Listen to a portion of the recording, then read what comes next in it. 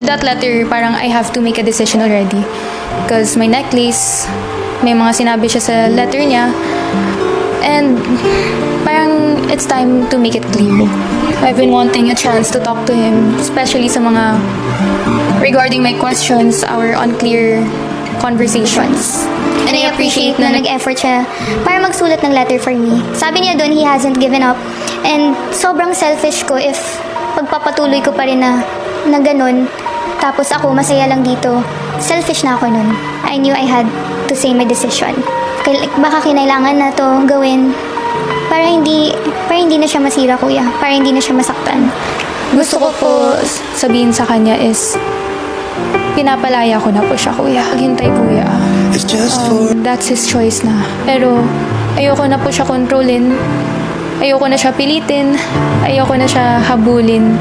Or guluhin pa, kuya.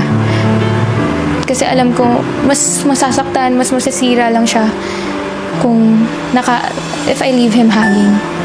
After basahin ko ng paulit-ulit, kuya, mas lalong gumagaan yung pakiramdam ko. Naging proud ako sa self ko, kuya.